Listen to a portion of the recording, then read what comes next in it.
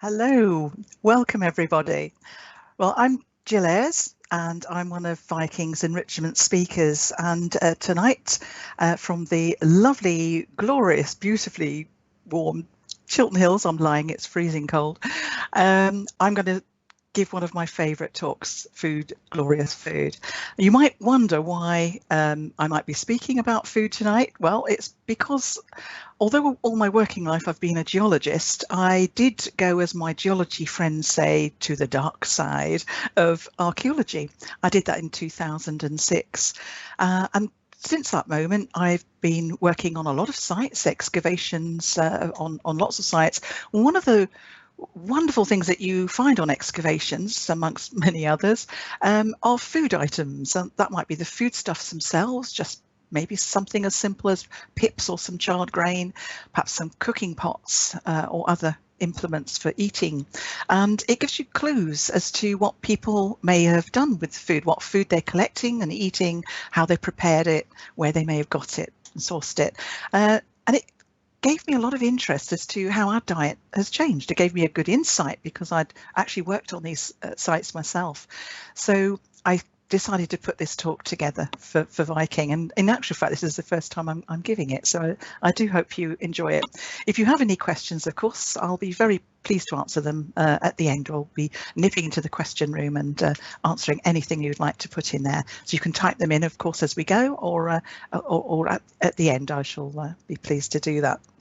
Okay, so I'm going to be speaking now. I have the first slide, lovely, on food, glorious food, and it is an archaeological tour. So I'm going to be giving you not only the what's and how we did things with our diet, but of course the how we know that. I don't want to just impart information to you and say, trust me, I'm a doctor.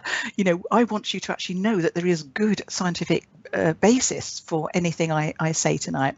I won't have time to give you every little inkling of information, of course, because there's a lot of information behind the whole era from our hunter-gatherer selves right up to the modern day. But it will be a tour of our diet as something we do love and enjoy, don't we? Food. So let's start with the next slide.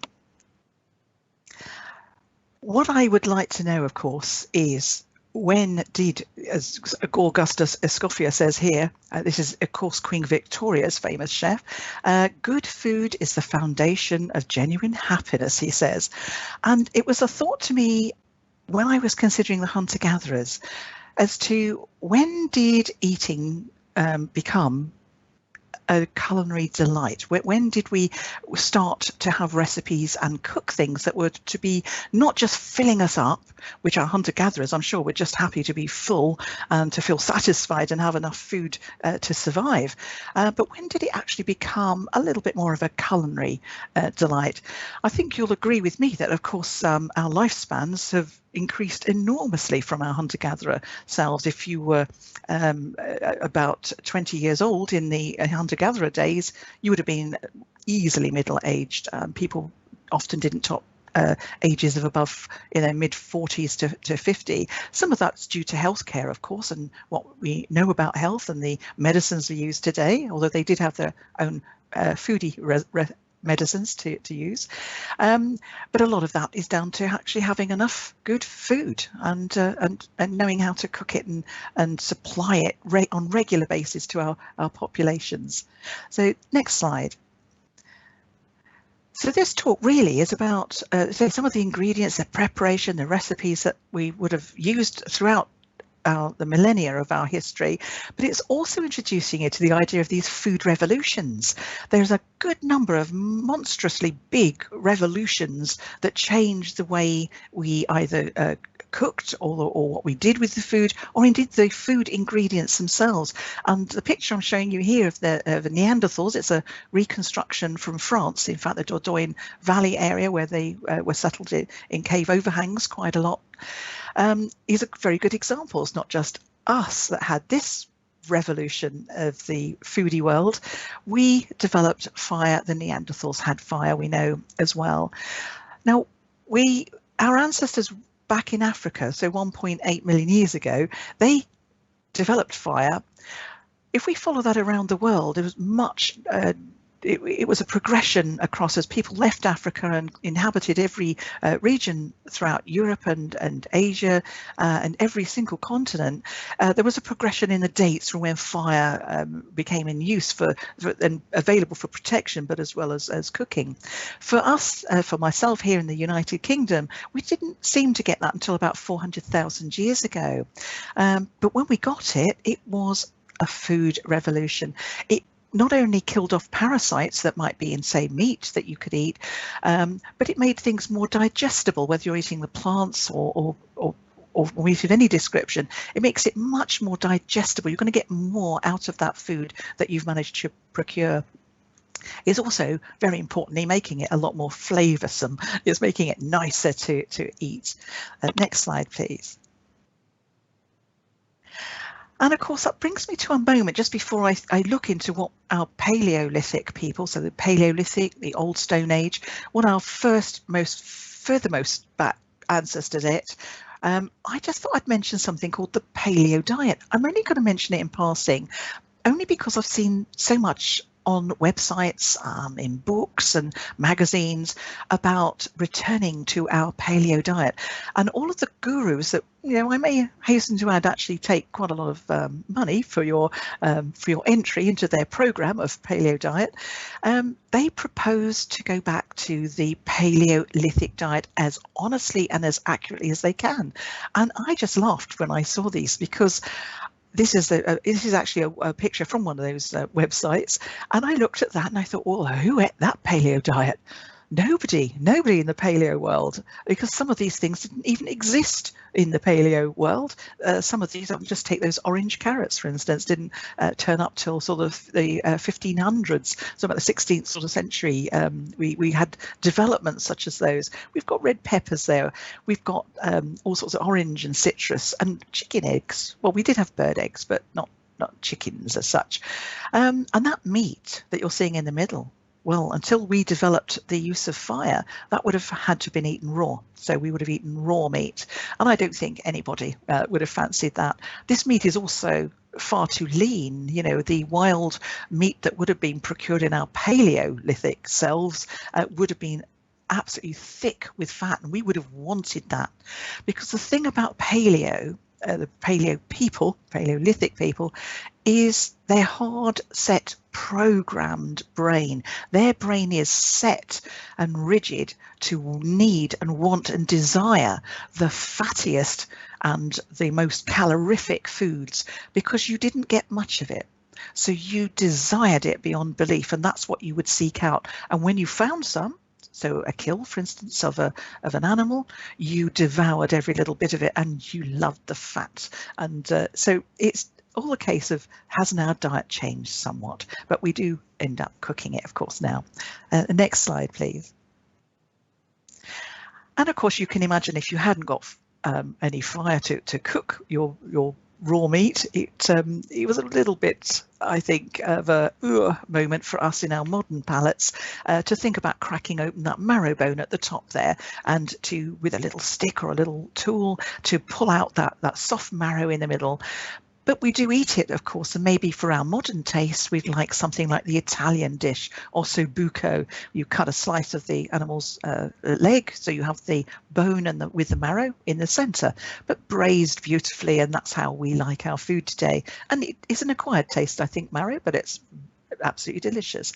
But certainly to our taste, we wouldn't eat like that. We wouldn't have the raw meat and raw marrow in particular. But our ancestors definitely needed it. Here we've got the typical diet of most of our ancestors. Would you believe, look at that, 3 kilograms of greens a day. 3 kilograms. I mean, goodness, can you imagine eating 3 kilograms of greens? That's a lot of greens to eat. And I wouldn't want to be in the room of people that had actually eaten that much, if you know what I mean. So, and of course, that one I'm showing there, kale, the sea kale, they're very bitter. They're not very nice, some of the leaves that were around for our paleo people. But that amount of greens would give you 700 calories. So as long as you didn't expend any more than the 700, you were on a winner with that one. So greens, as we all know, very good for you. What would be a better bet is the bottom left image there. This is some fat hen, which is quite a widespread seeded herb. There's lots of seeds from throughout the world. The seed gathering was a big thing that our Paleolithic ancestors were good at, because you could store it. It wouldn't go off. You could pull your fingers along that plant to collect the grain, and you had a little pouch. You could take it with you. You could eat it direct, but not very palatable. We soon learnt, once we had fire, of course, to get a hot stone, heat that stone up, mix this ground seed with some water, and you've got like a little chapati bread that you could splat onto that hot stone, and a very delicious meal. The next slide. And of course, this is our moment. I think I'm showing you here a wild mustard seed. Now, the archaeologists examining some Paleolithic skeletons found something I think very important. By the time we get to just beyond the fire making stage, we start to get that culinary delight that I mentioned. This is where we start to want taste and excitement with our food, not just the filling our bellies with what we've caught. Wild mustard seed is something, along with other herbs and spices and flavourings, that can be added to food, which are there for the pure flavour. They have no nutritional value at all, no minerals and no vitamins that you need. It is for the pure flavour and enjoyment of it. So this is our next revolution. We start to add things not for the nutrients, but just for the enjoyment of that flavour. And the next slide. This actually just gets you to think about that 700 calories I just mentioned from all of those greens. If you weren't lucky enough to have a hunt that was a success and gave you some meat, or you didn't scavenge perhaps some meat that was left by other meat eaters, your lions or your wolves or whatever that you've fallen across, then you had to get more than the energy expended. You do not want to be walking and giving out too much energy, not perhaps in too cold an environment. You need to keep your heat in and your energy expenditure low. Maximum calories for the minimum energy is the rule, and you need teamwork to do that. Teamwork for the hunters, the gatherers, the people that left at base, perhaps looking after the children and doing the making of things. And of course, you need enough land to give you that gathering and the hunting potential. Because remember, as soon as you do settle down in an area, the animals move out. They know you're there. They smell you. They hear you. So your gathering is the prime aim of any settlement for these people. Of course, where you are climate-wise is very important. Are you in a temperate climate? Are you in a tropical climate? Now, I've actually done a little survival in the Amazon myself, so a tropical place, and you need a much smaller area there, so you can actually gather quite a lot in a very small area. But if we were to look at a temperate, where a lot of the studies have been done, here you can see you need 8 square kilometres if you've got a 10 people tribe, but yet that would expand to 10 square kilometres if you've got 50 people. If you had a really big group, you've got 100 people, that's going, for hunter-gatherers, that's a maximum size really in a very productive area. But you would need then 30 square kilometres. But more than that, you actually need the skills and the knowledge of what to get and how to collect it and what won't poison you, because there's a lot of plants out there in particular that would be out to get you if you pick the wrong one. So the next slide. This sort of shows the toolkit that our ancient ancestors would have used. Very simple. You'll only find in any one area just a couple of styles of tool, usually a form of hand axe. I'm showing you some flint examples here from near the area I live in Buckinghamshire in England, and fairly crudely worked. These do the job. They don't need to be fancy, although we do have some beautifully made tools even in the Paleolithic times. But the hand axes, they're blunt at the end, a wide end that you want to hold it in, and they've got a pointy end. You can chop and you can hack and you can dig down and get roots out. It's like the Swiss Army knife of the day.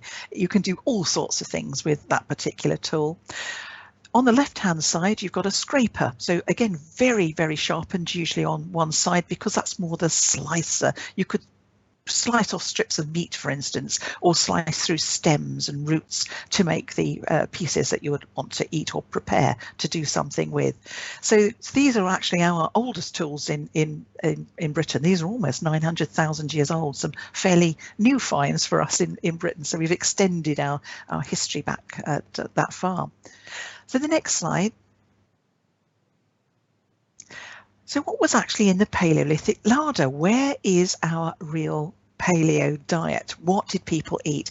Well, whatever they could get, basically, whatever grew, and wherever they would be in the world, these ancient people, they would gather whatever was available. I'm sure there were some mishaps in the early stages of this where they did eat the wrong plant and it was poisonous. Acorns en masse probably wouldn't do you too much good, actually, because they do have a poison in them.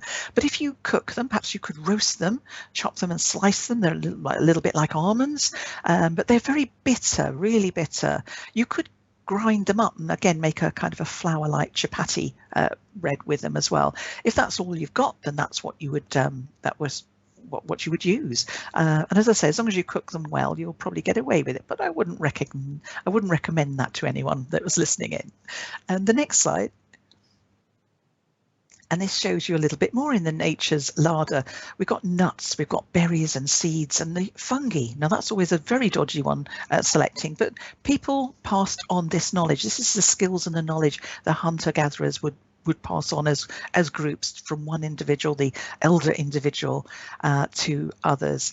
And just examples here of the kind of fruits that would be abundant, but the seeds and of course the berries would be seasonal, so they wouldn't be there all the time and they don't store. So when they're there, they're abundant and you gorge yourself on this seasonal eating. The nuts, of course, will store, so you can actually pass all those up and carry them with you if you like. And the next slide. This shows a lovely little root that you can dig up, one of many. There'll be different species in any country in the world you go to where the roots are the important thing. Now, roots are very important because remember, we're hard programmed in our brains to want calories. So they're starchy, they're carbohydrate, and we really sort those roots out. This is why we still love our potatoes or our parsnips, sweet potato. We love all sorts of roots and things that are carbohydrate because they're calories. And these little things, if the little pig nuts, if you eat them as a waste nut, Victorians in Britain ate them as if they were travelling along the road. They would pull them up, dig them. You've got to dig them. They taste a bit like a hazelnut and celery together. So quite tasty little things. You can cook them if you like, but just dust them off from the dirt and pop them in, a little snack as you go. Next slide.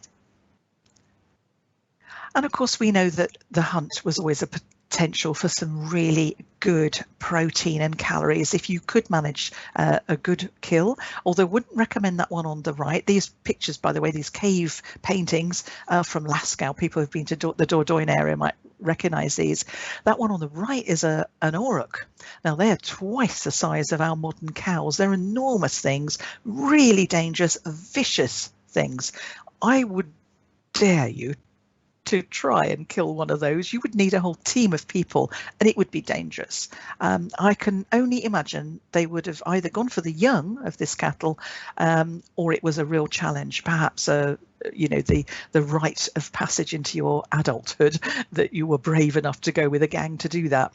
I think more normally the pictures on the right would be the food items, your deer, perhaps a stag here, and the horse is an interesting one. You can see two arrows, the spears are heading for it. They're throwing spears to kill it, and it is a pregnant horse. So I mean, definitely in the Paleolithic larder, horses were for courses, that's for sure.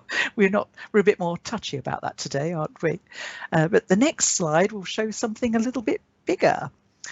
The mammoth, of course, is famous. Our Paleolithic people were for part of their time coinciding with mammoths, and indeed if they could get them, they would. We do know that there are butchery areas where they have actually been butchered, and they were clearly using all the items, the tusks, the teeth, the fur, everything has been butchered. The meat, a huge amount of meat that would have given the tribe, but they're extremely difficult to kill. They're big and they've got really thick fur, so very, very few of these, unless they were sick and already down on the ground, very few of these would be killed by spears, because a normal spear thrown wouldn't even go through that fur.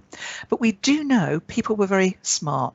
You could get a tribe of people or a group together, very, very noisy, and chase them over cliffs. And we do know some of these butchery sites, a very famous one in France, for instance, was over a cliff. And that was also a way of catching things like bison or bigger animals.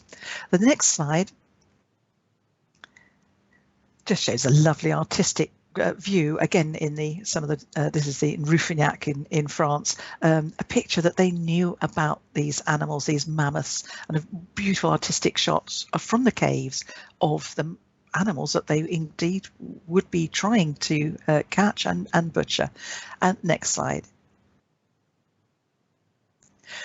But this is actually the real paleo diet. So I'm showing what potentially could be in the larder, but they were very rarely going to be getting that meat, not unless they scavenged it, more likely, or the occasional hunt of a smaller animal, perhaps a small deer taken by surprise might have been a reasonable catch. We know that indeed the insects were far better a choice for the basic protein and minerals that we needed as a diet.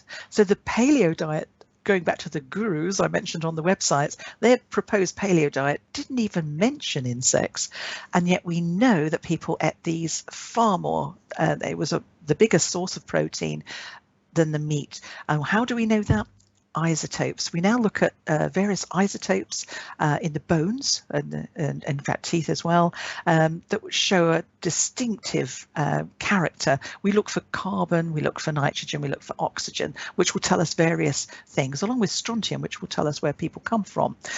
So we look for the isotopes in bone, which tells us what the diet was. It can distinguish, for instance, between a vegetarian and a meat eater. It can distinguish between if the meat is of an insectivore type of eating. It can tell if people eat a lot of fish or primarily fish. So it's very, very good. The next slide.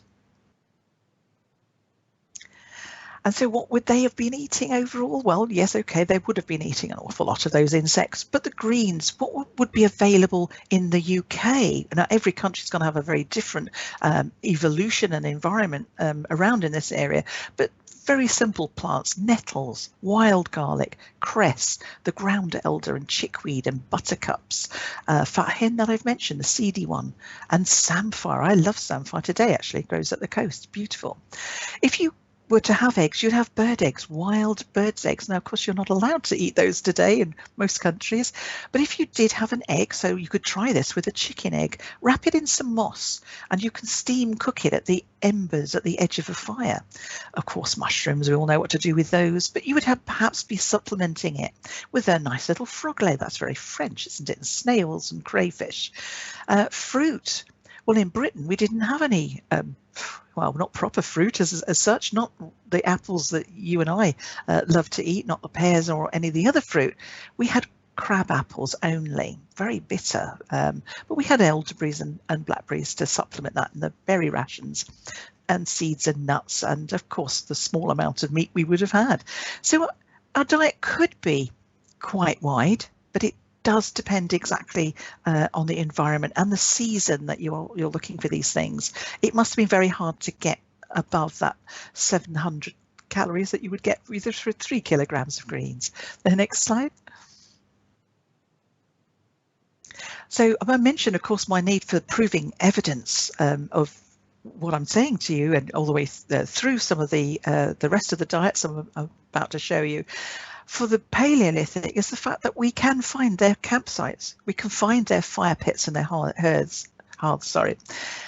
We find burials, and people are buried with things. Sometimes we have things like the bog bodies, the bodies that are preserved in anaerobic anaerobic conditions like bogs, preserving the stomach contents. And we know exactly what they were eating because we have the stomach content in that instance. So we can absolutely see the tools they use. How are they using them? You can do a wear analysis to tell that.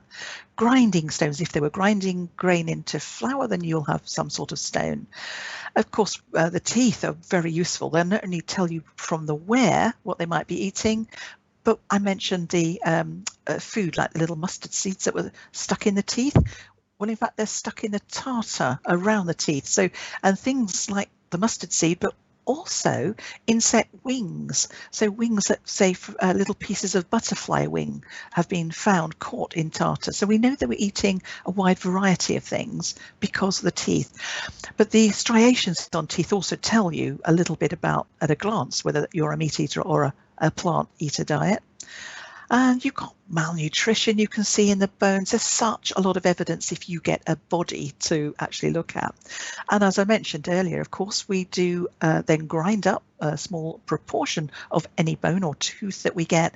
We can look at the carbon, the nitrogen, and some strontium isotopes that will tell us absolute evidence about the precision of the diet that they're eating. And of course, if you're doing an environmental study, you've got the pollen in the sediment around this campsite or around the burial that you're looking at. So there's huge amounts of evidence. I needed to just tell you, to reassure you that I'm not just telling you these things, I'm basing it on proper science. So the next slide, let's move on one more. Because after the Paleolithic, we get the Mesolithic. So in Britain, that would be from 10,000 years. Everybody has a Mesolithic in the world, and Middle Stone Age. It's the timing of it that differs. We seem in the United Kingdom, we get everything last. Everything is invented over towards the east, and it gradually migrates to us in the west. We came late to the show for the Mesolithic in around 10,000 years, and we started to settle down. We started to build temporary shelters, or temporary huts, as this image shows. Here it shows a group that was very close to the river, so that would be a summer camp, because rivers flood, of course. And we were semi-hunter and gathering, but semi-settling. This is an important stage in our development. And the next slide shows the next revolution. The next revolution was we learned how to fish. So we can now supplement the meaty or the protein part of our diet. The insects have lesser importance if you can catch fish. And of course, these rivers, certainly in Britain and many parts of the world, still are teeming with fish. So not so easy to catch. I think if you are a fisher person, then you'll have found that out. But we have all the tools, little barbs there that show you that people indeed had got the tools and now the technology to catch a new source of food. And the next slide. And then we move on, of course, because that was so successful. Somebody at some point worked out how we could actually set our own seeds. Instead of just gathering seeds, if you set them in the ground, you get your own crop. We could actually capture some of the animals, and we could do a husbandry style of living. We could develop and breed some animals. You can't keep them over the winter. You need to eat off your excess stock because you've got no way of feeding a large herd in this era. But you are certainly keeping animals. You've got a more sustained diet. It's easier. There's not so much work hunting and gathering and going out and about. So you've got more time. So I'm showing you a lovely stone circle here because this is part of the religious or a ceremonial site. And we have time to do other things rather than just hunting and gathering. And the next slide. Important one here, of course, because we build more permanent houses that will last a bit longer, better dwellings that keep you warmer, so you actually need less food. If you're actually burning up all your calories with keeping warm, you're going to need more. So these are good development. We get, in short, you can see the arrowheads here and a polished axe on the right. There's a beautiful pot, because you have pots galore now. You haven't got to walk around as a hunter-gatherer. So we get lots of stuff. You know, this is where it all began. The clutter in my house now, I blame on these Neolithic people. They are now making a lot of stuff, and they can keep it because they have a house. But of course, they've got this new way of farming and, of course, new cooking skills as well. And the next slide shows a lovely little house. This is in the Orkney Islands of Scotland. Skara Brae is famous for its Neolithic housing. They have stone, so they can build their houses in stone.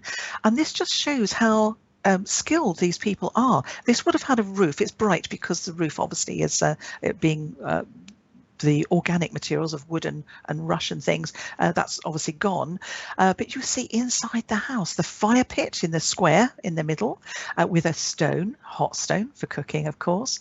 You've got what people used to call a dresser opposite. Well, actually, that's a very natty little fridge. When they actually did experiments, they found that that so-called dresser, in inverted commas, was actually acting as a cool chamber. So it was essentially the first fridge in the Neolithic. There's a bed over by the left, so that would have nice soft grass and straw and stuff in it. And two lovely items in front of our fridge area there. The square block-like thing is for keeping limpets and other sea shells and animals fresh in the sea water it would hold, so that would keep it fresh till you're ready to cook. And the elongate lozenge-like oval thing is one of the rubbers, grain rubbers. So inside the house, at your leisure, you could be rubbing your grain, making your flour for cooking. And the next slide will actually show you just a small little area that we could find three of these grain rubbers together. You can imagine kneeling down in front of these with the stone in your hand. You've put the grain in that hollow and you're bending, kneeling forwards, rubbing backwards and forwards, backwards and forwards. Oh, it would take so long. I can think you can imagine how long that would take to produce enough flour to make the bread for your family.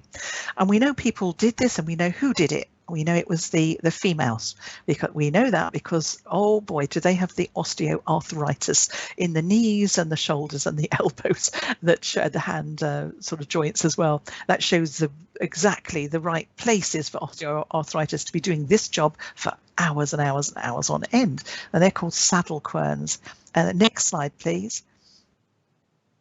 And that shows just a little picture of somebody actually working it, actually doing it, and some of the little chapati breads that some of that flour could be made into, because of course we're not making bread as we know it. We've not got the yeast, and we've not got a way of knowing how to rise this. And of course the wheat in this day and age is very, very low in gluten. So our first diet was actually gluten, not free, but very, very low in gluten in the early part, our Neolithic diet. The next slide. And we do know exactly what grain they had, emmer wheat. In fact, these two little holes that you can see in the sides of broken fragments of pottery, Neolithic pottery, two grains have got caught up in the clay. Clay was fired, and the grains, of course, burn out because it's hot in the kiln, but they've left a mould of their shape. So if you are a plant specialist, you can say, yes, absolutely, they're emmer grain, and it's always emmer you find with the early populations. A very poor wheat, as I say, low in gluten, no good for proper bread making or cake making. Come to that. And the next slide.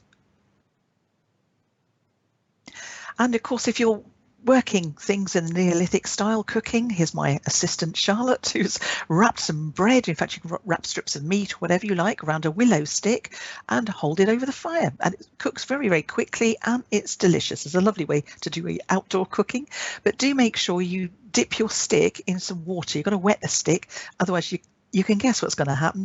The stick burns and it ends up in the fire as part of the fuel. So you learn by mistakes, as we did. But that makes very simple meals, beautifully cooked. Next slide. Another important dietary thing to mention now is actually we did not drink any milk, or we didn't eat any milk products, cheese, yogurt, that sort of thing, because we were allergic to it. Everyone was allergic to milk. So although we kept animals, we never made use of the milk, which was obviously, as we know today, is a good source of protein and minerals and vitamins. We were allergic. If anyone in the audience today is actually listening to this and say, oh yeah, I'm allergic to milk or intolerant to milk and milk products, well, say hello to your Neolithic self. You are carrying that Neolithic gene with you, because by pure chance, of course, it stayed in the population, and some people, of course, are still allergic to milk. So that's a Neolithic gene for you. Next slide.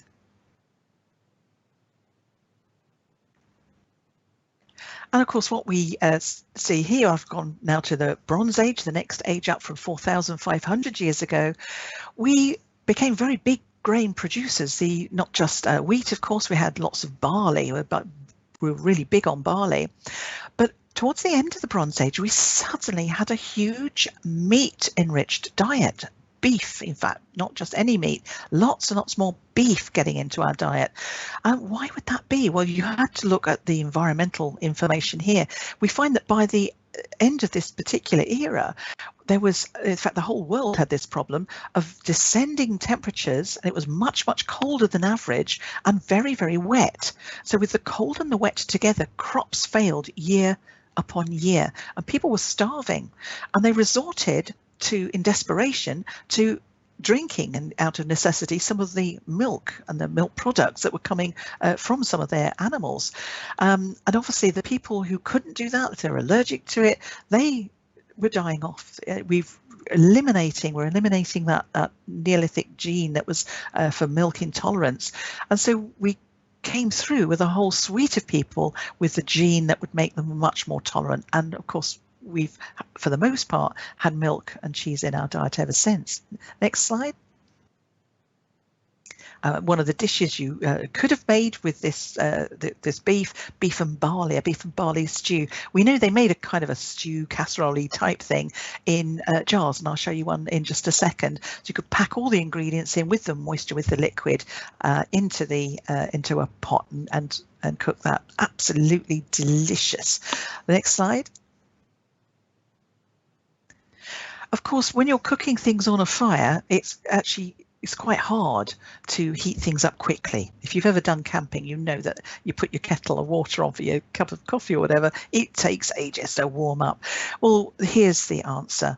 These little pot boilers, these are just local stones, so whatever stone is local to the group, you put them in the embers, the edge of the fire where they're going to be heating up to a good old heat, and you pick them up with two of the little twigs and you pop them in the pot. And of course they're hot and they bring the temperature of the pot contents up to a boil very, very quickly. We do know that because we find lots of those shattered. So a lot of the shattered bits find their way into the pot. I often like to think of these people sometimes eating their stew, their beef stew, and then ouch, oh goodness, they've knocked another tooth out because they've bitten on one of the bits of grit from these shattered stones. Next slide, please.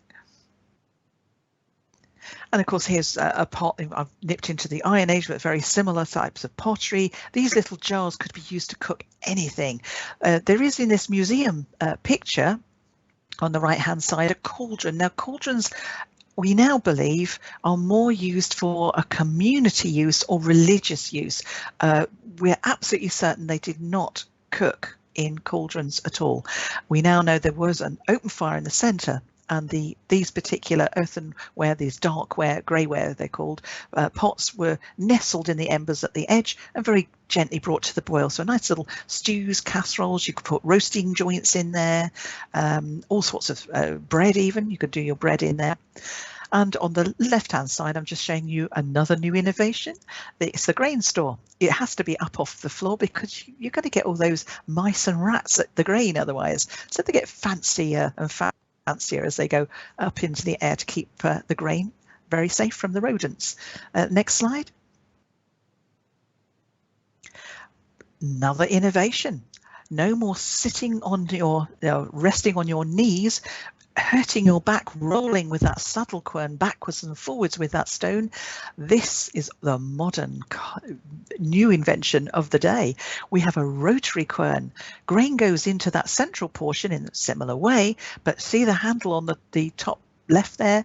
You can spin that top stone round, but it takes quite a lot of effort because it's heavy. Spin it round, grind the flour, and that will come out at the edges. So it's much quicker, and we do know that this also caused osteoarthritis, but it's more in the shoulder and the elbow this time rather than the knees and the back. And but ModCon, I'm sure every housewife wanted those in the Iron Age. Next slide. Oh, this is my the Iron Age. Because of now our tolerance for milk, they became cheese eaters, big cheese eaters. The Celtic tribes and the Gaulish tribes throughout Europe became known for their love of milk and cheese in rather a scathing way, actually, by the Romans. The Romans made a lot of fun of the Gauls and the Celts in general and their cheese eating ways. I had a go at the recipe as we guess it, because obviously none of these things are written down. So by trial and error and looking at some of the archaeological information, I've made a rustic cheese of the type that would have been strung up in the house above the fire where it would be smoked in the rafters, and it was delicious. So I do apologize to people coming to my dinner party with at the end of the week after I'd made this. See, they didn't get any because it was so nice I ate it all. So this is the first time they'll have known that. Next slide. I'm going to move on quickly. And here's just one little bit of evidence as to how we know what they did with the milk, that they made cheese. This little piece of pot, it's the bottom piece of a pot which has holes in it. So this would separate the curds from the whey. So you put the curdling milk into this pot and the whey will just drip out through the holes there. Beautiful. I've made some here, curd cheese on a little oat cake. Look at the back there, that little dish has got honey in it. Remember, we've got no sugar yet. Everything we eat has got no sweetening whatsoever. So there were no desserts as such, although I've taken liberties and made up one on a little oat cake and the, as I say, curd cheese drizzled with honey and hazelnuts. Delicious, lovely. Well, that was our only sweetening. So next slide. Of course, a lot of the diet there seems to be, from a lot of the analysis of some of the pots, a gruel that was made of weed seeds. That's what you're seeing being stirred in that pot at the back there. And of course, bacon. We did like pig quite a lot in the British Isles, very, very popular, as they are indeed from a lot of parts of the world today, but smoked, because you couldn't keep meat very long, no refrigeration, no salting, not at the beginning of the Iron Age, so strung up in that smoke of the fire, which was kept going. And on the top right there, this is so surprising. I had no idea till I started researching this, that coriander is an Iron Age herb. We had it here in Britain. I thought this came in from Asia. I thought this came in with Asian cooking. No, we used to eat this quite a lot. The only flavoursome herb, really, other than mustard seed, that we had. Very, very bland, our Iron Age diet. Next slide. And that takes me neatly on. Our bland diet of the Iron Age, other than that nice bit of bacon, was actually overtaken by the next revolution. This was a revolution of food that was brought in. So imports suddenly changed our whole taste, everything we ate, the way we cooked it. This is a simple reconstruction of what a Roman, very basic kitchen might look like. Little charcoal fire there for cooking, heating things, little charcoal, a grill on the top with a pot standing on it. Your amphora perched precariously at the side here, very bad. They're meant to be inserted in the earth. That's a bad reconstruction. But little pots and knives and knickknacks that if you walked into a kitchen like that, you could work it, couldn't you? If you know how to cook, you could cook in this kitchen. The next slide. But of course, a lot of people didn't have a kitchen. If you lived in a town, eating out was the name of the game, because in a town, the houses, which were still mostly made of wood, wattle and daub, rush roofs, they were very closely spaced together. So if one actually had a little accidental fire, a barbecue that went up a little bit too much, and those charcoal burners went up a little too high and caught fire, you would end up with masses of houses being destroyed. So, and they were just too tiny. So if you lived in a town, you tended not to have a kitchen at all. Everybody seemed to eat out. This is a famous site if you've been to Pompeii and Herculaneum, you've been around sites such as this.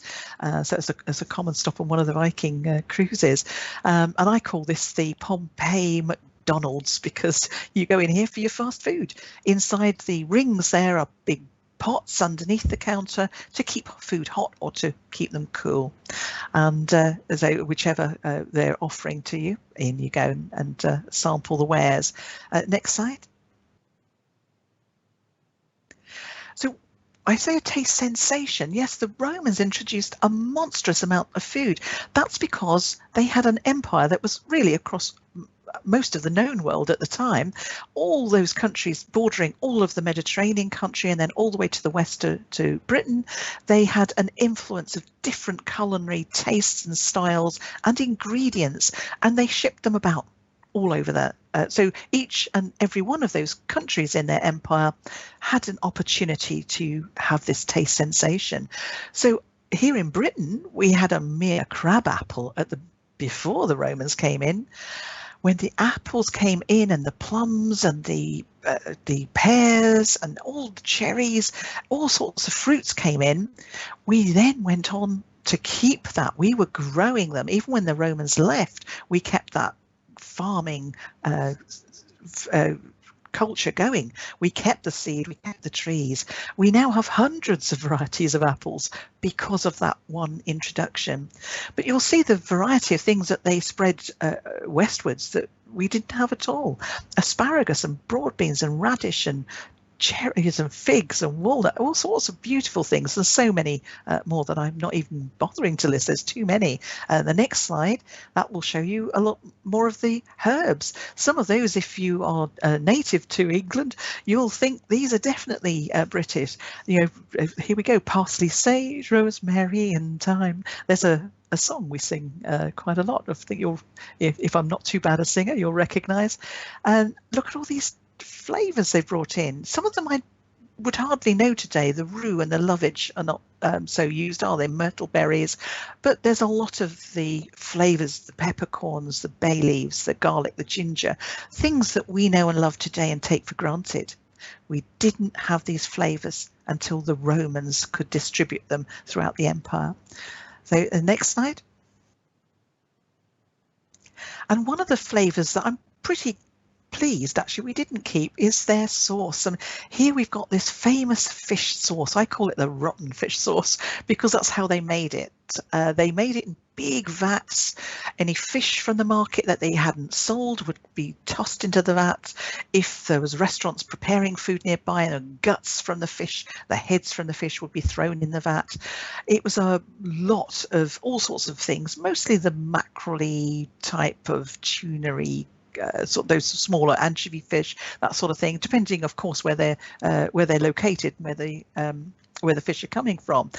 You add your salt, you add your water, and you keep stirring it over the next few weeks so it all goes into this mess, a real mess. And you have little siphons on the side, little taps. You could take it off. Liquamen and garum. You have Muria and Alec is the 4 versions of this. The liquamen and the garum are the top quality from the top, and as you go down your little siphons to further down to the dregs at the bottom, the Alec, it's all the muck at the bottom, the sediment, which you could also buy. It was eaten in the day, but that was obviously cheaper. So if you were poor, you'd have the more sediment rich. And this was like the tomato ketchup of the day. It was sprinkled on everything. And I think I'll have the next slide, because of course I started to produce some of the recipes that I was finding in writers such as Apicius. There are other writers as well, but Apicius has become famous for his Roman recipes. And I thought, let's start with something simple, because I think I'm going to hate this. It's eggs in garum sauce, so the rotten fish sauce. And it's a famous dish. They loved it just as a little snack, little hors d'oeuvre in maybe one of the Pompeii McDonald's, and it actually tastes very nice when it's together with the eggs. So there's a variety of dishes that you can make with this material. The next slide. Apicius, of course, is very good, very full. It was the very first time we've got a recipe book that we can follow. You know, he was marvelous in writing down a lot of very thoughtful dishes. Roasted flamingo, for instance. I've never had a chance to try that one. But the stuffed dormice, don't worry, I didn't actually use dormice because that is illegal, certainly in the United Kingdom. But I've used chicken thighs. Chicken thighs stuffed with a date or a fig and wrapped with some of the, because it's a more Celtic style, a little bit of the bacon. Absolutely delicious. If you want to, you could pour some garum sauce over it, as they probably would do in the day. And the next slide. And of course, bread now. We're getting much better at bread. It's not leavened in the way that we know bread, but and don't worry, I didn't cook this one. It looks as though I've overdone it if I had done, because it's black now. This is a tear and share loaf, a loaf that was found at Pompeii, left in the oven, of course, because there was a big eruption, which kind of rather overcooked it. Left in there, it's preserved it. And here we got charcoaled share and tear loaf, which I love because I used to make these well before I realised it was a Roman style. Next slide. And here we've got a little concoction of other things. We could perhaps start our meal, our Roman meal, with mushrooms in coriander and red wine, very popular dish from Apicius. We could go on to all sorts of roast birds and specially baked hams and things. And of course, I mean, we could, if we're having trouble, have a celery laxative dish, maybe, also in his recipe book. But I do suggest you end on a peppered honey cake, because although it's rather flat, we haven't got the raising agents of the modern bakery. That tastes absolutely delicious, although it does look rather heavy, doesn't it? Could use it as a doorstop, I think, so that one. But so it's an acquired taste to these recipes, but very interesting to have a taste of the past once we have the evidence of what they ate, and of course recipes as well. That makes it a true gastronomic delight for going back in time. Next slide. We get to the Anglo-Saxons for our country. It means the pottage, and in fact, we have a little rhyme with the pease porridge hot, pease porridge cold, pease porridge in the pot, 9 days old. Something that children do a little rhyme with a lot. And this is a typical pottage, which the porridge is said in the rhyme. And the 9 days old is a very good comment, because in fact these things never ever stopped cooking. They just kept adding to the pot and keeping it on the go. You would then dish it up. You'd obviously be eating from it, but it was never completely used up. There'd always be sort of some in the pot, and you'd be just adding more vegetables, if you were lucky, a bit of ham or a bit of game that you just caught, and kept going and going and going, much more than the 9 days old. Next slide. And we know that some of these, the areas for cooking these were actually in a little fire pit. And here I've excavated one myself in a Buckinghamshire site. We've got down into this fire pit. The charcoal's actually at the bottom. And of course, it's common sense that Anglo-Saxon houses would burn down just like the Roman ones if they had kitchens and fires together in the house. So these were always in their back garden. And I'm digging up an Anglo-Saxon back garden here. Got down to the charcoal level and dated it. So, next slide. What would they eat? What's their menu? Well, you could have a mixed beans, or a druenbenes, as they would it would be called in the day. A griddled trout, because plentiful fish in the streams and the rivers nearby. You'd have seasonal greens still, of course, with crusty bread that you would be making. If you were quite wealthy, you might have some mutton pottage, and a curd, cheese and ginger pastry, because we're really into our ginger by this stage, if you can afford it. Next slide.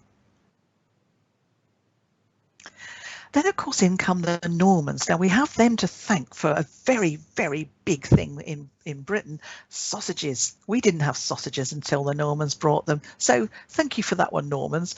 They, of course, changed our way of eating, because they changed our way of collecting our food. They had the awful habit of coming in with the lords and closing off all the commons, making their own homes and manor houses, and the common land was no longer available for peasants, for ordinary people to do their hunter-gathering, hunting for fish, perhaps if there was a stream incorporated, or game animals in the woods. So they completely restricted the land, and of course that caused a lot of grief to especially poor people who were now very hungry and unable to survive. But you have to say, oh yeah, they brought us sausages. That's good. That's good. The dish on the top there is really interesting, because although we have Apicius as the recipe writer, of course, for the Romans, diligroot pottage is a favourite dish of William the Conqueror. And he had a chef called Tezelin, and Tezelin was the celebrity chef of the day, just as we have our celebrity chefs. He was well renowned for his cooking, and that disgusting looking dish is an exact replica of Tezelin's recipe that he left us of William's favourite dish. It's called a pottage because it is kind of cooked in a dish stewy way, but it's chicken in an almond sauce, and those little green things on top are kind of a marmalade of fennel.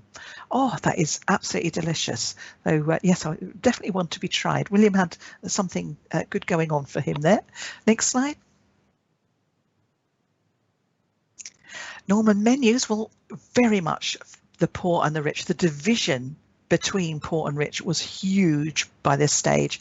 You would be eating peas pottage, literally using peas and beans that you could grow in your garden, and small little patches of land that went with the houses, a kind of a broad bean with onion and chunks of this puddingis, that's the black pudding kind of sausage, with bread. But if you were rich, well, you could have your beef olives with the bread, you could have the roast peacock, fish blancmange, how about that? They were very much into white food. You notice William the Conqueror's favourite was rather white.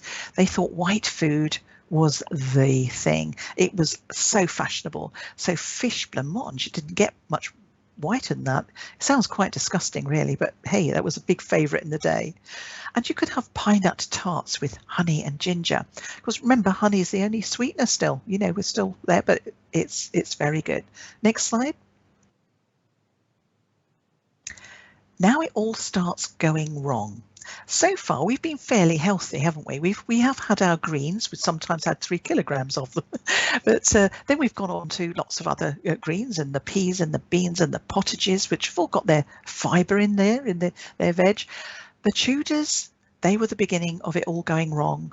You might recognise the pies on the left-hand side. To start with, we didn't eat the crust, actually. It was only meant as a container for the meat inside. But somebody realised that if you added fat to the flour and the water mix, hey, you could eat that as well. So we soon got the pies that we know and love. And at the right-hand side, that cone is the real baddie. Fat's bad enough, but sugar. Sugar was brought in, of course, by all the ships that were now exploring the world. We discovered the sugar cane that was coming in as these cones, very prized and absolutely loved, because remember, our brain is programmed fat and sugar. Next slide. And of course, they had no way of dividing the courses up. This is it's a painting. I think this is in the one of the British Museum. This must be in, and it is a typical Tudor table laden with food. It's groaning under the weight of the food, and it is just everybody in any order. Eat what you like and as much of it. The next slide. So what might be on that table altogether would be things like the jelly to start. They liked a jelly as they did actually eat that to start with, as sort of a jellied, could have savoury things in it as well as sweet. The peacocks, of course, rabbits we've got there. I've kept the original spelling here because I thought it was so lovely. The half a dozen chickens and the storks and the cranes and the larks, birds of any type. If it flew, you could catch it, you'd eat it. The 2 pastries of red deer in a dish, and then all the sweeter things, a flummery, a tart, a trifle, the gingerbread, and of course sweet treats. That sugar would be there all the time. Next slide. Now, almost in a stark contrast, we hit the Stuarts. The Stuarts coming in now from the 1600s to the early 17. We get beautiful things like our suet puddings that we so love in England, but seafood was actually quite cheap, so it was very plentiful there. Seafood was popular, and more sweets. But it was a period of austere eating. So it was more austerity as opposed to the grand flamboyance of the Tudors. And this was brought in not so much from poverty, but a case of almost religion, saying it's so bad to be so ostentatious and so showy. And it was much more austere and simple diets and simple things. And they brought in a fork, the first time we've ever used a fork, which is a great addition to our culinary trade and trinkets. Next slide. Typical Stuart menu. This in fact has been nabbed from Mrs. Cromwell's book, and there was a very famous argument at the time of a publisher, Randall his name was, who hated Mrs. Cromwell, and he wanted to show her up for her penny pinching ways and her poor cooking, and so he published her book of recipes, and it's backfired on him really, because everything else has been destroyed, and this is the only recipe book we have for the Stuart period. So he's made her famous after all that. But she did have some pretty, if this is as gruesome as it gets, it's not so bad, is it? I think the hog liver suet pudding is probably about the worst, but venison's fine, and the pottage is going on. We've got meringues for pudding and pear pies, egg custards. That all sounds fine to me. I don't know that I'll go for one of those ones at the top. The cow's udder doesn't appeal at all in my book. In fact, I think it's one of the dishes they give you in the celebrity jungle, which is now in a castle here in Britain. One of the trials, isn't it, for the cow's udder? So it can't be that tasty. The next slide. And of course, if you were dining fancy Georgian style, it was getting even worse now. We've had the Tudors bring the sugar in, and now it's cream, cream, cream, cream. They've gone completely the other way from the austere times of our Stuarts. And these are a little selection of the dishes. A Solomon Gondi dish is like a little smorgasbord of all sorts of little tasty tidbits and as a starter. We've got the fricassees of the chicken, and collops, which is a stewy type dish. Calf's head pie. Ooh. But look at the cream, cream, cream in those desserts. Whoa, so much fat and richness. No wonder gout, because they also drank up rather a lot here. No wonder gout and all sorts of gastronomic problems were coming about. The idea of that pineapple there is, of course, you wanted to show off, and the pineapple and houses and the orangeries were a big thing. If you had a pineapple, you would bring that in as the centerpiece of your table. So it was all about showing off in the Georgian times. Next slide. Of course, one of the things that came in with the Georgians is coffee. So we now start to get coffee being brought in the famous coffee houses. And of course, it was well known that you did not associate in these houses. It was for men only. If you were a woman, you were not expected, a good woman would not be expected to enter into these premises. This sketch taken in the day, I think you'll see, has got several women in that coffee house, but you'll understand they're women that are not worried about their reputation here. A little while after this, of course, places that ladies might be able to go, if they were of any breeding, would be the tea gardens. So they were in a garden. So tea gardens became very popular as well. But otherwise, women were not allowed out. They were in the house, and they could entertain in the house, but they wouldn't be out and about. The next slide. And things are probably not a lot better, really, by Victorian times. Now, things changed slightly for the better because of Mrs. Beeton. Mrs. Beeton at least tried to advise the housewives of the day, the housewives that were still not allowed out very much. But she had a series of books which were absolutely lapped up by everybody, bestsellers of the day. Here's a kitchen. She would tell you how to organize your kitchen, what to buy, what to cook, and how it should look, as in all the dishes that you see on the right hand side taken from her book. And the next slide,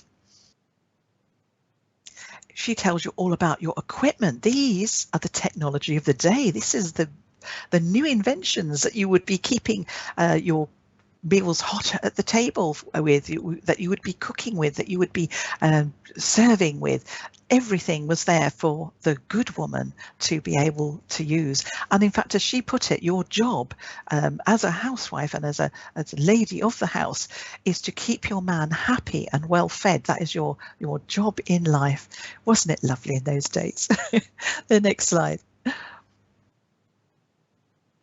And some of the dishes, she gives beautiful recipes in there. Some of them, like the faggots here, probably just a good staple, because she wasn't, although she believed in telling you how to dress your meals up to make them look fantastic for the table, she was one for very, very common foods. This is just pig's liver in little balls. We call them faggots. They're cooked in gravy. It's a very ordinary, cheap dish, but she believed in doing it well and serving it up. One of the things that I mentioned earlier about the imports from abroad, here, korma curry. Of course, we had from Britain the empire. We went to India and we experienced beautiful flavors in India. All of the spices and the ideas for these dishes came back to influence British cooking, and to this day we are great lovers of the Indian food, and curries are a really big favorite of everybody pretty much. But in the day of the Victorian, it was a little bit of a transition period, because this korma curry I've made and it's exactly to her recipe. It's kind of French style, because you make it with cream and things. So if you've ever had a curry in France, then you know what I mean. It's not like an Indian curry at all, but it's delicious. It is very nice. The next slide. And of course, just another page from her book to show this is how to present your desserts. You notice the sweet treats on the right, they're still with us. Too much sugar, lots and lots of sugar are still coming in, even though Mrs. Beaton's trying to get healthy. Next slide. And a big thing that came in, because ladies are still not expected to go out, they're not allowed to be out cavorting, in the open. They are allowed to meet in each other's houses. The Duchess of Bedford couldn't wait for the 8 to 8:30 evening dinner. It was just too late after lunchtime. So she was the inventor of the afternoon tea, and she's called this the Victoria Sponge. You probably all know about the Victoria Sponge anyway, named after Queen Victoria, because the Duchess of Bedford is her lady in waiting. And this, with all the little sandwiches and things that would be dished up with it, would just stop that little hunger pang in the middle of the afternoon. And I'm so pleased that cruise ships do this so well. They've kept this tradition up beautifully. So thank you, Viking. Next slide. And wow, I'm not even going to go through this recipe here, but this is a standard. I took this from a menu card, a Victorian menu card. This was the menu one evening, and a dress in London. This was the fare that was served. All these courses, hors d'oeuvres and soup and the fish and the meat course, a little sorbet just to give you a break.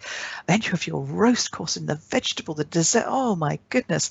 And right at the end, if you have any room left, you've got the fruit paraded in, still the pineapple, of course, with you. Of course, if you have it, cream or ice cream with the newfound ice houses coming in. Wow. No wonder they had problems with their digestion. Next slide.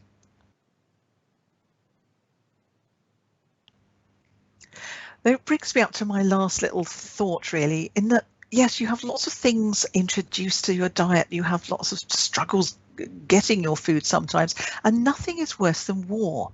War, wherever you are, makes the first casualty of war food, because your usual trade routes, whether it be by ship or by land, they get interrupted. And so this is the first casualty. A little picture of a wartime table here, ration books at the front of the table. Food is rationed. It's very hard to get hold of, and you have it in small portions. Very low fat diet. This because it's the fats that are quite difficult to get, other than the occasional lard that you would have. So next slide, please.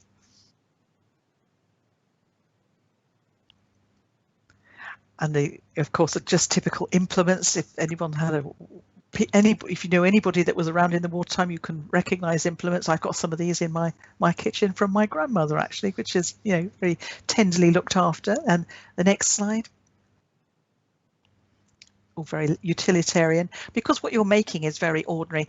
Everything had potatoes got everywhere. So watercress and potato soup, of which you would keep, is the pottage theme coming through again. The vegetable water, when you're cooking vegetables, keep the water, and then you cook more vegetables in it, keep the water, more vegetables, keep the water. Then it's been so impregnated with all these vegetables, it tastes gorgeous, and you make your soup with it. It works a treat. That pastry for the treacle tart, is made with a lot of potato in the pastry because you haven't got enough of the flour and the fat to make it, but it works very well. A huge amount of breadcrumbs in with that treacle for the tart, but that's what they had to go. The next slide, please. You just make do with what you've got. And of course, the greengrocers got used to being asked, no bananas. If people say, they say, yes, we've got no bananas. Because, of course, that casualty of war meant you couldn't have anything foreign coming in. Nothing came in on the ships, or very little. And next slide, please. But when things did, you know, although for the most part, the families were told dig for victory, so there was a lot more vegetables coming in. Carrots, for instance, used in everything as well. Lots of vegetable, high vegetable diet with very low fat and not as much sugar. When you did get something like spam, and this is an advert of the day in one of the recipe books, it was really sought after, and really it's a bit debatable as to whether this is a healthy diet or not, but it made people happy to get something that was so high fat and high salt as well, because our brains are programmed to want it, aren't they? So of course we would go for something like this. Next slide. So that brings me to the last couple of slides here, and just a little recap really of how far our diet has come. Over the millennia, we have gone from hunter-gatherers having very, very little meat, just occasional meat, mostly the insects that you're seeing on the top left here. Lots and lots of vegetables, the 3 kilograms of greens. Just think of the changes in some simple vegetables. The purple carrots our far ancestors would have known and used as the root vegetable that we love today, brought in with the whiter ones with the Romans, and then by the time we get to William of Orange in the sort of the 1600s and so, we have developed and selected genetically. We've selected for an orange one. We can get all three today, of course, but we tend to see more of the orange one. Maybe that's more pleasing to our eyes and our culinary senses that are, you know, of visual. Lovely. We got tomatoes from the South America around, thanks to the Dutch, round about the Raleigh Tudor eras coming over there. We've got apple and the grain in the centre there, all being selected and improved over the years. What our far ancestors used to eat was the grain was far less bulky, far less plump and good. It was more rusk and poorer quality. We gradually selected the ones we liked, the bigger and juicier fruit, for instance. The heritage plum I've got in the middle there from my own tree has been selected to be so flavourful and juicy. So we've come on a lot during this era. And the next slide. And it's just a very simple, I had to, of course, make all the recipes. I've written a book on the topic, in fact, and I had to test every single recipe. So I thought, why not make it fun? So here we are. I have my Roman slave pouring my wine, because you do recognize I'm a goddess, of course, here. Of course I would be, with my Roman accomplices here, all bringing Roman dishes for the feast to try out. And the one thing that we decided was, in fact, we are very pleased to be in the modern day, although some of the Roman and other dishes did have their bonuses. But I think one of the things that we learnt to appreciate was that actually everything's in moderation. We do, for instance, I am partaking of the alcohol there, as I shall be after the talk or after my questions, and the very first thing one of our ancestors discovered was fermenting fruit under tree is actually very pleasant. So, of course, alcohol came in at the beginning. We do have fat. We like it today. We do have sugar. It's rather nice to have the occasional biscuit or sweet, but to do things in excess, as some of our ancestors have done, the Georgians, the Tudors, for instance, is just pushing it that far. So we know that we do need more greens, but not the 3 kilograms worth. And we do know that perhaps, and it is said that most of our protein in future, especially if our numbers increase as they are doing at the moment, would be something that perhaps is on this next slide coming up. Thank you. is one of these little critters. The insects may come back into fashion, but as yet they're not on a restaurant near me, so I hope that perhaps you may not see them either coming up, so especially looking like that. So thank you very much. I'm going to end the talk there, but of course I am going over to questions in a moment. So if you want to type in any questions, or if you've been doing that, I shall answer that any minute now. And if you are switching off, and I wish you a very good evening, and I do hope to see you on one of the Viking ships in the future. So, okay, so I'm going over to the questions right now. Thank you.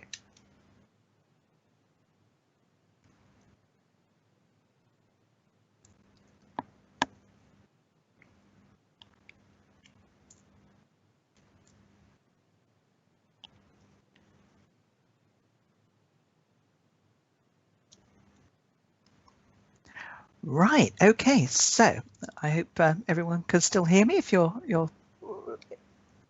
still there, I'm just going to bring up that first question here. Right, okay, fascinating lecture, it says. I see that food preservation in the ancient and post-classical ages were based on salting, fermenting and drying. Absolutely, yeah. Any evidence of cold storage and icing, it says, as a method of preservation before the modern age?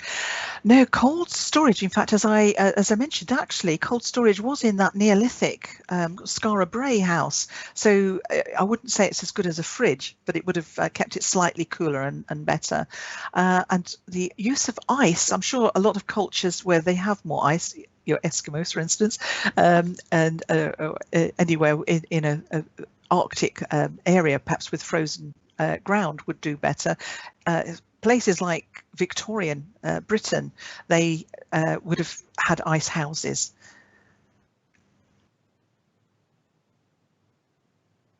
Right, so okay, so Stephanie here. I'm curious who started.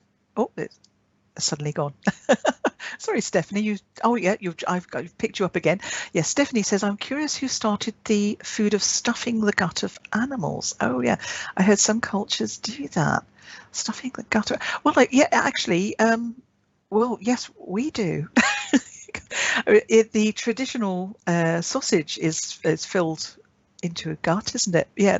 And I guess, in fact, I'm often wondering if cheese was accidentally stumbled upon by somebody using a gut as a carrier for milk when they're going perhaps out in the field, they want to drink, they've taken some milk, because of course that would have the rennin in it to start the curdling process. I would just wildly thinking that. I have no proof that that accidental moment would have happened, but I don't know how else you would have worked out how to use rennet.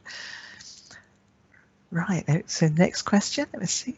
Right, have you spotted any, James, that I should be answering here? So it's lovely, some of you have enjoyed that, that's lovely to hear. Oh, right, there's Cynthia here from Princeton. I've noticed the egg custard dish in a Stuart menu. Is that similar to a creme brulee or the Portuguese egg custard? It's more, I think it would be closer to a creme brulee, but without the topping. That wouldn't be very Stuart to have a fancy sugary topping. Far too fancy for them. Plain egg custard, but they probably would have added a little bit of nutmeg or cinnamon or something on top. So that actually is a little bit like the Portuguese one, isn't it? So yeah, so it's probably a little combination of the flavors that you would get from both. There we go. Where are we? Oh, Cynthia, you're busy. You've got lots here. Hello. Oh, right. So, is there a book perchance on recipes from the Roman era that people can make today? Yeah, if you Google, Apicius is one of the writers. I'm trying to think of the name of some of his contemporaries. There are a few contemporaries, and you'll probably get them if you are under the same search for Apicius. I can't quite think of their Latin names. They wrote them down, but they don't put any quantities. If you find any of the ancient recipes, in fact, even really before Mrs. Beeton and the Victorian era, any recipes in books before that, they give you the ingredients and they don't give you any quantities whatsoever. So you have to be a little bit of a cook or a chef to start with, to say, okay, I think shall put half of this with that, and that'll work in these quantities, which is why I tested so many of the little recipes out, because I had to adjust the quantities so that it made something that was edible and, as you perceived, what they would eat in the day. So it's quite tricky if you do look at the old recipes, but you will laugh when you look at Apicius's, some of his wild or things that are wild today. I'm sure they were okay in the day, but the things it wouldn't be legal to eat them today, rare and endangered species on the menu. So Apicius, oh yes, so Anne says, is Apicius the origin of the word Epicurean? And it probably is, actually, yeah, although yeah, it's Epicurean. I'm sure it is. Actually, what I didn't mention, what that's jogged in my mind, is Apicius he invented the word recipe. He's the forerunner, because at the beginning of each of his recipes, he starts with the word take. So if you're translating it, take, and Latin for take is recipe. I don't know if it's pronounced that way. I don't speak Latin, but he was the inventor of the word. So we didn't have recipes in a name before Apicius in the Roman era. So no. Let me see what Noel's got to say down here. So when and from where were fruit trees brought to Europe? Also, were the Jean-Eudes novels, Mammoth Hunters, Valley of the Horses accurate as to prehistoric life? I'm ever so sorry, I don't know those books. I would have thought if they're a good author, they do usually research them. So I would hope that they've researched it well and have used some of the archaeological evidence in order to put that story together. But the fruit trees, yep, the Romans pretty much, certainly to the western part of Europe, they were bringing trees with them from all parts of their empire. So obviously they were already growing elsewhere. So depending where you are in the world tonight, you may well have been some of the originators of some of the fantastic things we got much later on here in Britain. So, so question from Tom is, what do you see as being the benefits and or the drawbacks of being a pescatarian or vegan? Oh, right. Well, actually, there are always benefits from both of those, of course. I mean, I think we all agree now, based on what we hear from doctors and from various chemical and scientific studies, is that actually we ought to be eating a lot less meat than we've got used to in our more recent past. So yes, so even if you're not going to be a full-on pescatarian or vegetarian, certainly eating less meat is good.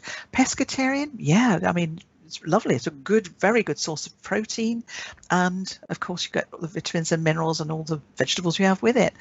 Being a vegan, I think, well, people know that the only drawback there is really getting the right kind of protein and some of the minerals. I think B12 might be one that's lacking a lot, unless you have to do your research. Make sure you get the right kinds of beans and pulses and things to replace those vitamins you would otherwise got in your meat or vegetarian sources. Right. So is there evidence of obesity? Oh, good question. In our distant past. For hunter-gatherers, no, not as far as I know, but I'm not quite sure how they might spot that in the archaeological bone record. It's the bones. I've just thought actually of something. I think they liked obesity. If you take a look at Lascaux, I think, oh no, not Lascaux, it's in some of the caves in the Dordogne area near Lascaux. There are carvings of what we call the Venus figurines. Now, these women were the beauties of the day. They appear in special places. They're carved out so that the light from an open cave entrance shines across them. And when you see that, it's absolutely amazing, because it shows them in their voluptuous beauty. They have got enormous breasts and enormous big tummies, and they've got enough adipose brown tissue there to last a good winter. And it is thought that they were drawn because they were the beauties of the day, because they would last. Yeah, they've got enough fat on them. They're obviously good hunter-gatherers. So actually, I think they quite liked obesity when they were able to get to it. And it came naturally to us once we got into the fat and the sugar of beyond the Tudors here in Britain. I'm sure every country's got its worsening diet in much the same way. And let me just scroll down here. Right, so Adine says, I've read that some scholars think that early societies may have used grain to make beer as well as bread, perhaps even beer before bread. Do you have an opinion? Yeah, absolutely. There is 100% evidence that we were brewing, certainly fermented fruit drinks right in our Paleolithic early stages. We would have smelt it. I've got apple trees in my garden. If you don't pick the fruit up, it starts to ferment and it smells very alcoholic. You know, it's a cider smell you get. All the fruits will ferment. They soon spotted that, and they were drinking alcohol right from the very beginning. Now, beer actually needs hops, so we didn't actually get beer as such until for us in Britain, it's the Victorian, so we need hops to be put to beer.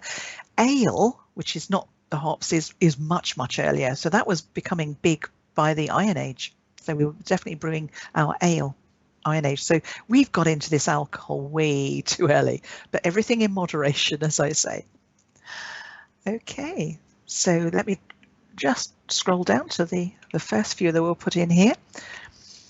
So what has been the most significant advancement in the history of food and the culinary experience from a global perspective?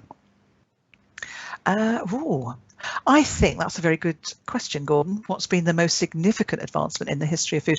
I think fire, because the mere cooking of it has made it so pleasurable.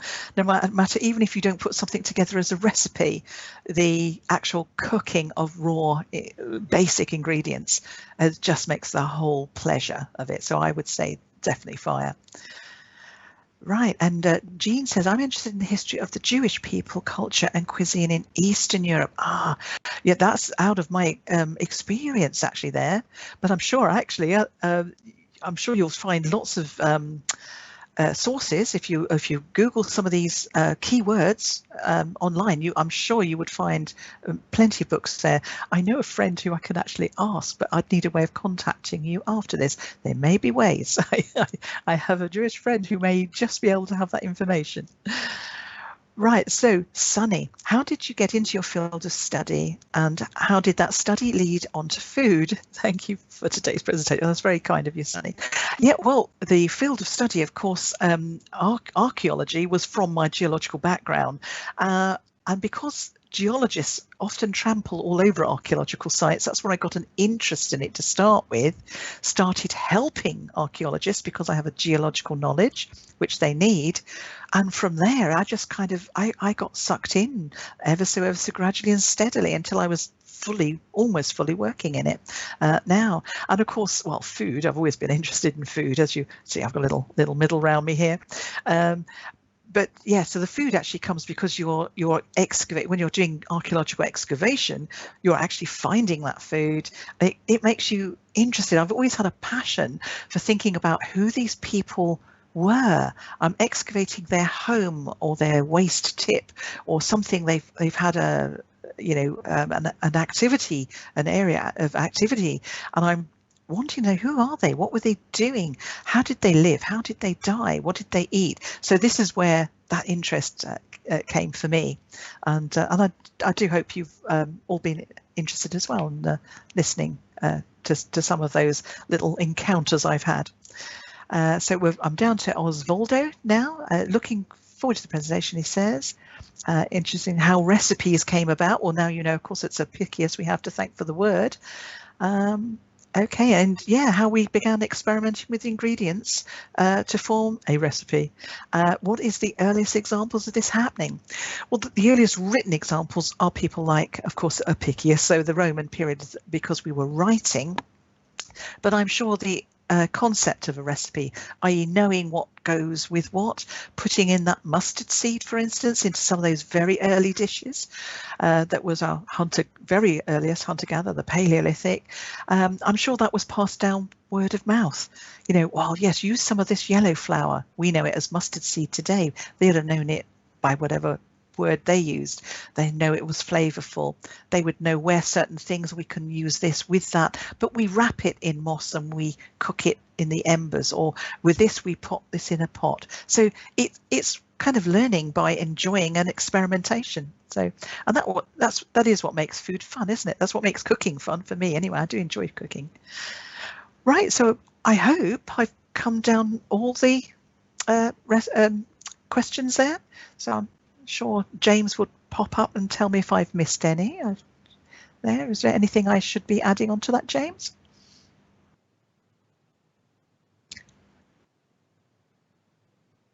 Oh, sorry. So refresh the page. Let's see how I can do that. Oh, I've come out. Sorry about that.